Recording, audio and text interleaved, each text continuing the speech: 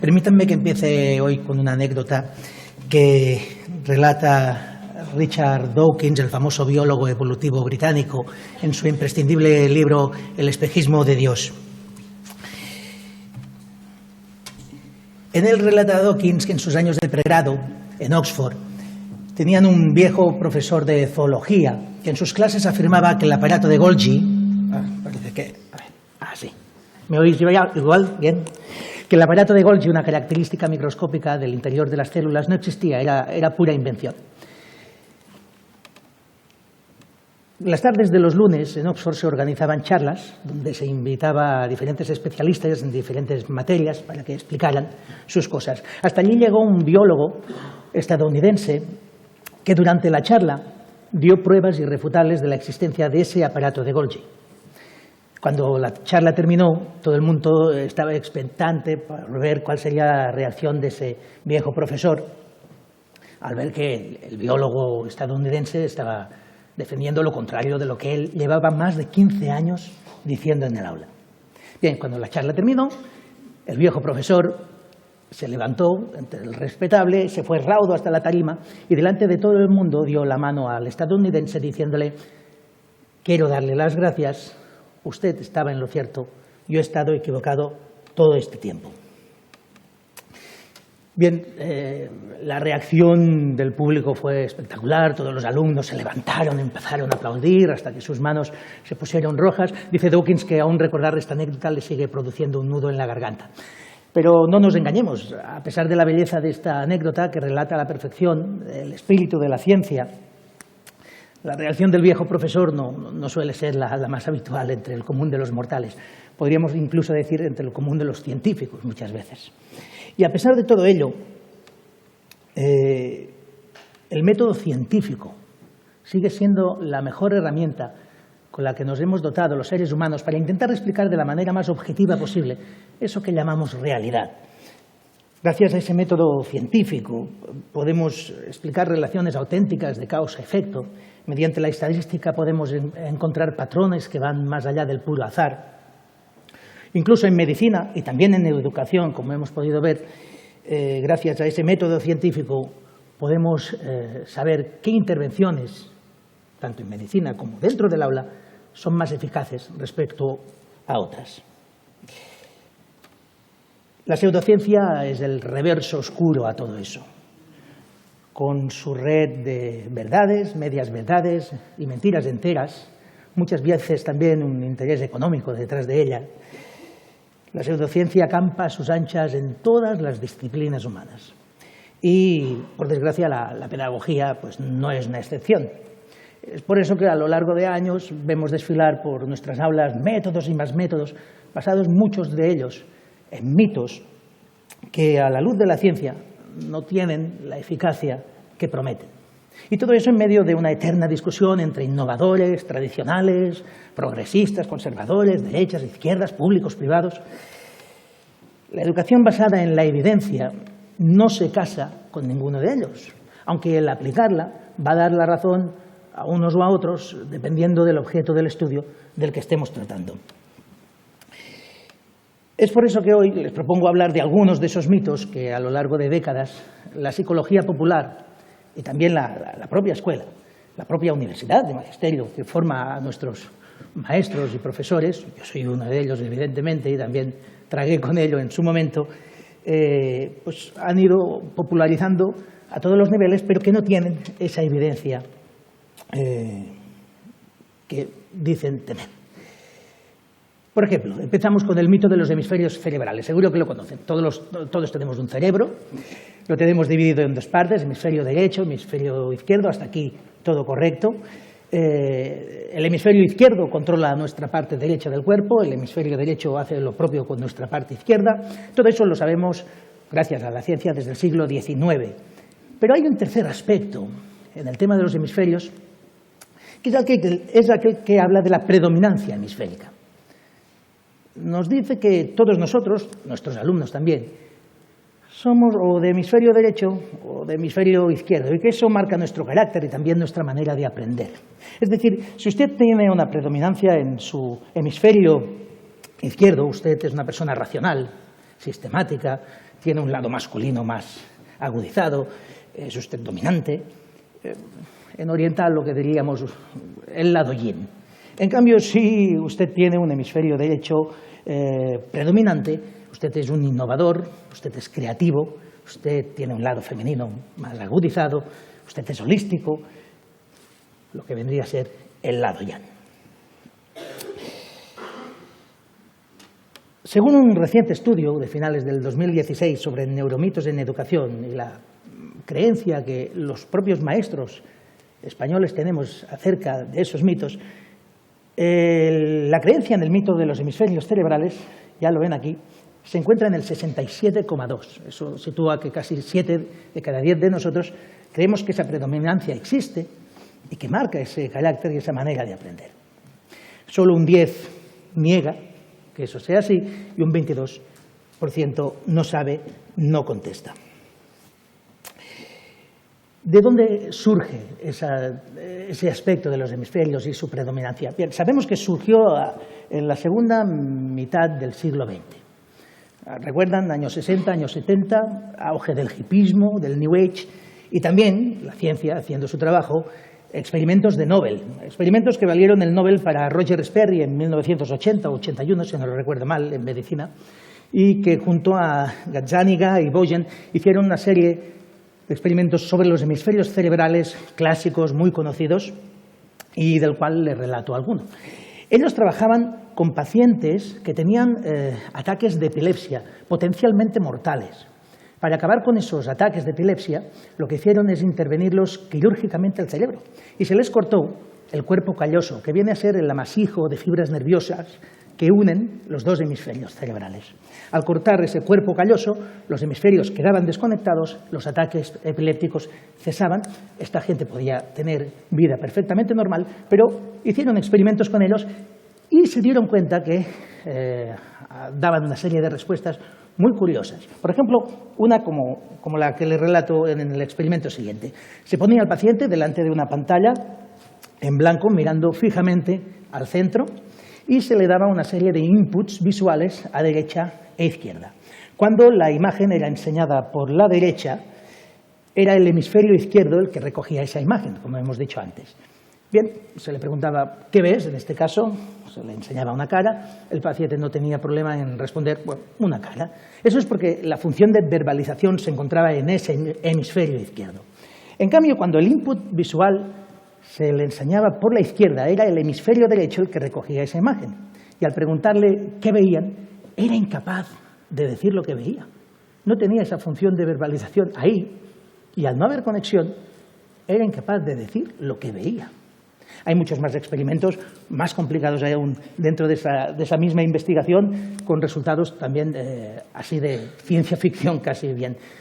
Pero algo olvidó la psicología popular y la pedagogía por el camino. Y es que estamos hablando de pacientes con el cuerpo calloso cortado. Eso no es lo más habitual, ni entre nosotros ni entre nuestros alumnos. La pregunta sería, ¿es un cerebro no intervenido quirúrgicamente y cortado por el cuerpo calloso, tiene el mismo funcionamiento que el de esos pacientes en ese experimento?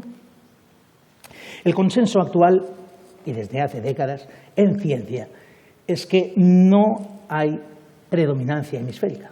La actividad neuronal, de hecho, viene a ser prácticamente la misma en los dos hemisferios, independientemente de la función que se esté realizando en aquel momento. La clave parece ser la comunicación entre esos dos hemisferios que se produce mediante el cuerpo calloso y en la que los dos hemisferios se van complementando el uno al otro. Saben que uno de los temas de la educación es el de la creatividad, ¿verdad? El de potenciar la creatividad de nuestros alumnos. Según este mito, los creativos son los que tienen la predominancia en el hemisferio derecho. Bien, en un estudio de 2004, hecho por Sain y O'Boyle, pudieron relacionar la creatividad de los diferentes individuos con los que experimentaron, que eran chicos de diferentes edades hasta la adolescencia, con la respuesta, la rapidez en la respuesta motriz que daban a unos estímulos visuales muy parecidos al experimento que les he relatado antes. Es decir, a mayor rapidez en la comunicación entre los dos hemisferios, mayor creatividad presentaban esos alumnos. Así que quizás sería tiempo de hacer caso a Joseph Ehrlich, que en el año 2000 ya dijo, habiendo aprendido mucho sobre las diferencias hemisféricas, ahora es tiempo de volver a juntar el cerebro de nuevo. Bien, esto lo dijo hace 17 años y estamos quizás haciendo un poco tarde, sobre todo porque la ciencia nunca defendió tal cosa respecto a la predominancia hemisférica. Y todo ha sido un gran malentendido que estamos quizá alargando en exceso desde las aulas y desde la formación de profesores. Lo digo porque me he encontrado en alguna ocasión a practicantes, maestros y maestras practicantes que han venido al aula justamente a hacer actividades para testear qué alumnos eran de hemisferio derecho y cuáles eran de hemisferio izquierdo. Aunque sin duda, si tenemos que hablar de mitos arraigados, realmente arraigados, tenemos que hablar de los estilos de aprendizaje. Lo conocéis. Según este mito, tenemos alumnos que aprenden mejor de manera visual, mediante imágenes.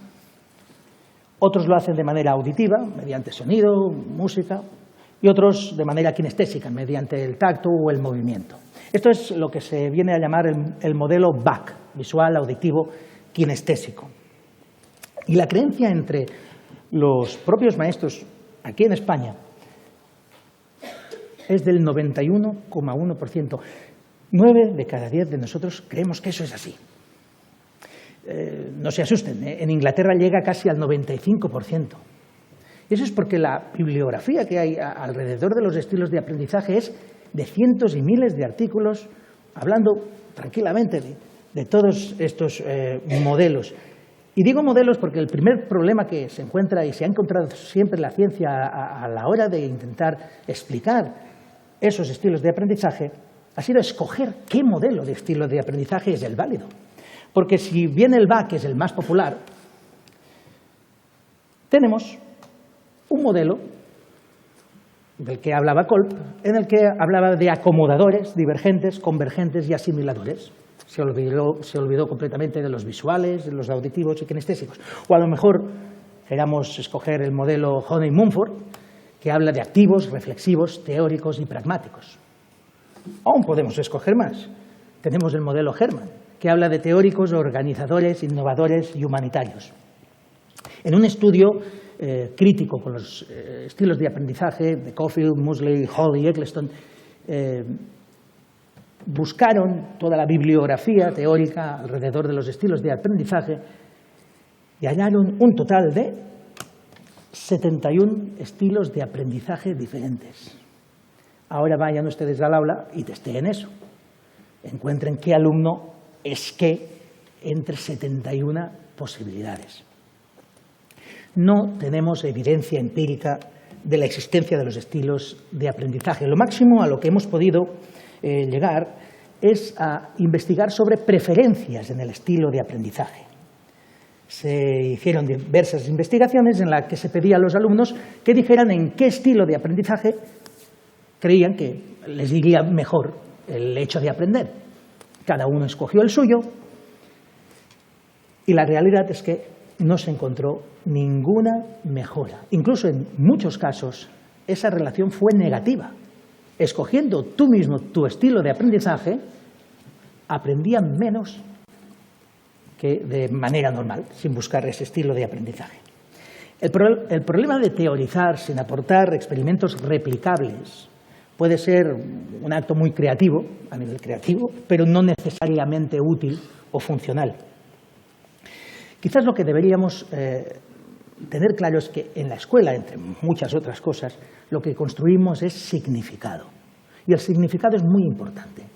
Lo es porque en experimentos como el que vamos a explicar ahora, clásico, el de Chase y Simon en 1973, quedó muy claro la importancia de ese significado. Miren, cogieron a un grupo de expertos en ajedrez y otro grupo de auténticos novatos en el arte del ajedrez. Y se les enseñó este primer tablero. En él lo que vemos es el dibujo de unas piezas de una partida clásica de ajedrez. Las piezas están colocadas pues, por el hecho de haber estado jugando al ajedrez. Todo es un posicionamiento lógico en esas piezas. Se les enseñó, tanto a los expertos como a los novatos, durante 5 segundos este tablero. Y luego se les pidió que intentaran recordar el máximo de piezas posibles encima del tablero. Los novatos recordaron una media de 4 o 5 piezas. Los expertos pudieron colocarlas casi todas, una media de 20 o más. Como los científicos son puñeteros, siguieron con la investigación y lo liaron un poco. Les enseñaron un segundo tablero. Este tablero, yo no sé de ajedrez, la verdad, pero este tablero tiene las piezas colocadas al azar. No son producto de ninguna partida clásica de ajedrez. Y durante 5 segundos se les enseñó a los novatos y a los expertos. Y se les preguntó cuántos eran capaces de recordar. Los novatos volvieron a repetir el mismo resultado, 4 o 5. Los expertos bajaron al nivel de los novatos. Esta vez solo pudieron recordar 4 o 5 piezas.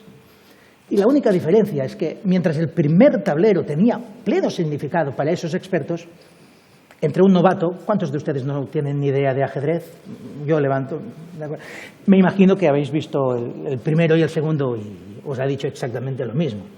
Pero para un experto, el primero tenía un significado y el segundo no. Por tanto, a la hora de construir significado, ¿qué es lo que debemos hacer? ¿Debemos testear a nuestros alumnos en busca de su estilo de aprendizaje? La evidencia nos dice que lo que tendríamos que hacer es trabajar con todos esos estilos de aprendizaje, porque todos los tenemos. Todos somos visuales, auditivos, kinestésicos, y añado olfativos y gustativos. Es lo que tiene tener 5 sentidos, y con ellos nos relacionamos con el entorno. Tendríamos que ver bien qué es el contenido, el objetivo de lo que queremos, muchas veces el que nos marca ese estilo. Vamos a por un ejemplo que lo verán muy claro. Imaginémonos, vamos a viajar a nuestra infancia, ¿vale? Una clase de P3, ¿les parece bien? Y vamos a trabajar con los niños el hecho de diferenciar diferentes sonidos que hagan los animales. Vamos a reconocer el sonido de los animales. Soy maestro de infantil, me puede... Ahí estamos. ¿Cómo presentarían eso? ¿Cuál es la mejor manera de hacerlo? Sin duda, el estímulo auditivo va a ser el mejor para todos, independientemente de que sean acomodadores, convergentes, auditivos, kinestésicos. Pongamos otro ejemplo. Imagínense ahora que están trabajando el proyecto del perro. Nombro lo del proyecto del perro porque mi hija lo ha estado trabajando este segundo trimestre en su escuela. Imaginen que el objetivo, entre las muchas cosas que pueden salir en un proyecto, es reconocer diferentes razas de perros. ¿Creen que lo mejor va a ser explicar, y por tanto auditivamente, las diferencias que existen? ¿O la presentación mejor va a ser la visual? Creo que estaremos de acuerdo que lo mejor va a ser presentárselo de manera visual. Alguien podría decir, oye Albert, ¿y no podríamos ir a la perrera municipal y ponernos a jugar con los perros y así hacemos una actividad kinestésica? Sí, rotundo, porque cuanta más información sensorial de diferentes tipos demos, más y mejor vamos a construir ese significado, que es lo que al final queremos que los niños construyan.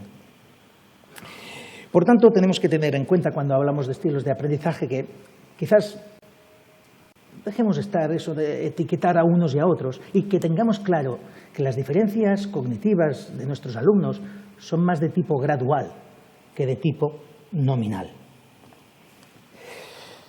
Mitos y más mitos que pueblan el aula y a veces nos llegan en forma de métodos. Métodos milagro, les llamo yo. Este es uno de ellos, la gimnasia cerebral. Vean que tienen esta C del copyright. Si quieren aplicarla tendrán que pagar. Espero que por hablar de ella no tenga que hacerlo, pero el Brain Gym, que es como se llama originalmente, fue creado por Paul Denison y su esposa Gail a principios de los 80, a partir de unos estudios que ellos mismos hicieron en la década anterior con diferentes alumnos, y en los que llegaron a la conclusión que haciendo unos determinados movimientos muy concretos, los niños mejoraban unas determinadas funciones cognitivas. o dentro del aula.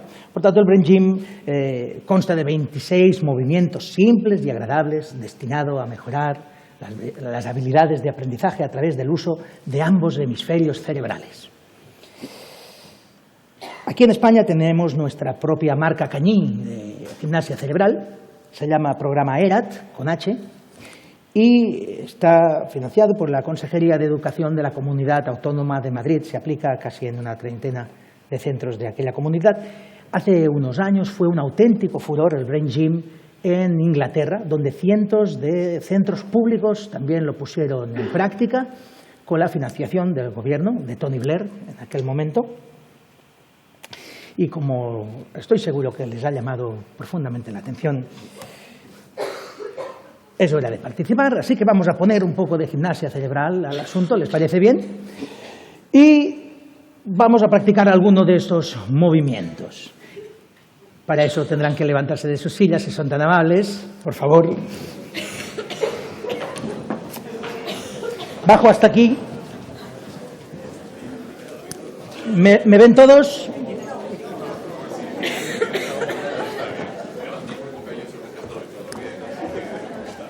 Seguro que agradecen el hecho de levantarse después de 2 horas estando sentados. Bien, imagínense que en su aula tienen alumnos con problemas de comprensión lectora. Tienen 2 opciones, ir a la web de Juan Cruz Ripoll o hacer Brain Gym. Les recomiendo lo primero, aunque lo segundo van a ver que es muy sencillo. Cojan su dedo pulgar derecho, colóquenlo delante de su nariz. Es así, no me estoy inventando nada. Al final el que sale en la cámara soy yo, o sea que no se preocupen, no les van a reconocer. Vamos a estirar el brazo, ¿de acuerdo? Y sin perder de vista el dedo pulgar, vamos a hacer un 8 hacia la izquierda acostado. Un 8 acostado. Y sin perder de vista el pulgar en ningún momento. El espectáculo es... Para verlo así durante 2 minutos. No se sienten, no se sienten. Esto es lo que el Brain Gym llama el 8 perezoso. Un matemático diría el símbolo del infinito, no hace falta tampoco liarlo tanto, ¿vale? Imagínense que sus alumnos tienen ahora problemas de ortografía, de escritura y de cálculo matemático. Todo en uno. Bien, cuidado con el movimiento este que voy a apartar silla.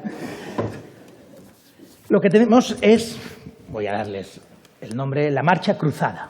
La marcha cruzada, su brazo derecho preparado, su rodilla izquierda preparada, y vamos a tocar y alternar esos toques.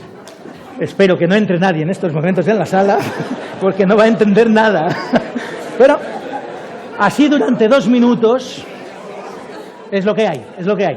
Hay diferentes modalidades de marcha cruzada, pero con cualquiera de ellas ustedes mejorarán en ortografía, escritura y cálculo matemático. Y vamos a por el tercero, siempre dejo el mejor para el final. Y es por si tienen alumnos con problemas en la lectura o quieren eliminar trastornos. Reímos porque hay que reír, porque al final, pero algo que promete eliminar trastornos ya es un poquito más serio, ¿verdad? Hablamos de botones de cerebro. Este movimiento es el siguiente. Hagan la pistolita como cuando jugaban de pequeños, ¿verdad? A los vaqueros. Póngasela aquí en la clavícula y con la mano derecha encima de la barriga y hagan un movimiento circular encima de la clavícula. Después de unas 15 frotaciones de estas, cambio de mano y a seguir activando botones de cerebro. Y así olvídense de sus trastornos por el resto de sus días. Muchas gracias.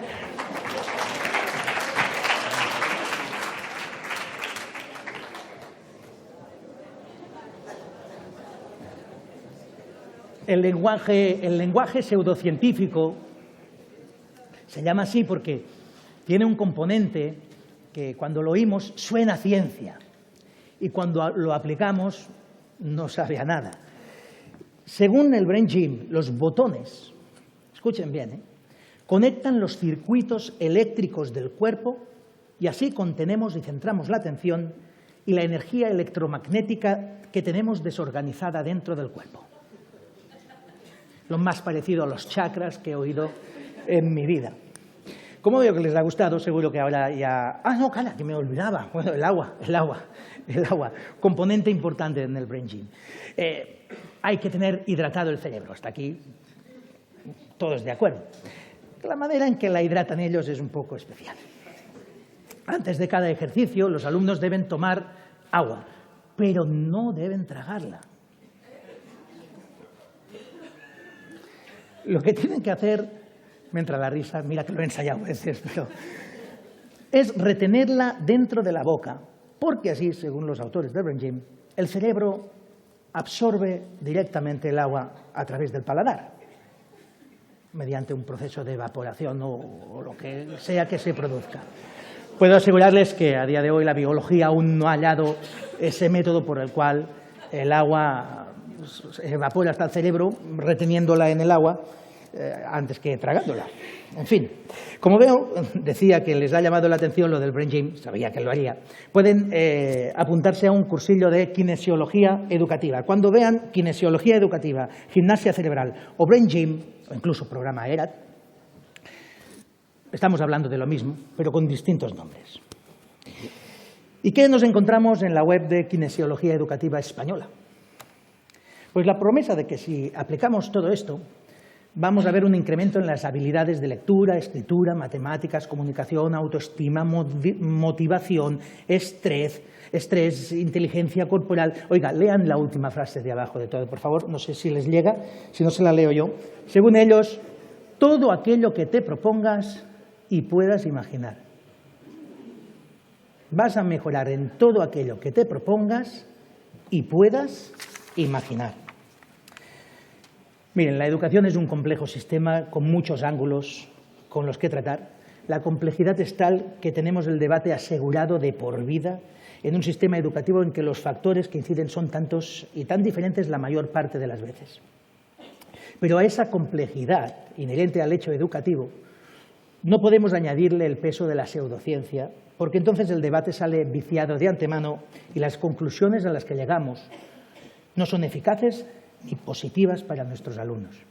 La pseudociencia no aporta soluciones nunca, más bien solo complica el hallarlas.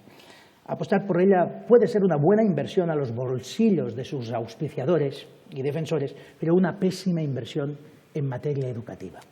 Es por ello que sería tremendamente positivo salir de hoy de aquí, con la idea de confrontar nuestras creencias en educación, cualesquiera que sean, y ponerlas bajo la lupa del método científico, sin miedo, para saber qué dice la evidencia sobre ellas, al menos para saber qué dice la evidencia sobre ellas. Y sobre todo, puestos a pedir, y si se da el caso, no tengamos miedo a hacer como ese viejo profesor de Dawkins, subir a la palestra y con la misma sencillez y humildad decir aquello de, querido colega, usted estaba en lo cierto y yo he estado equivocado todo este tiempo. Muchas gracias.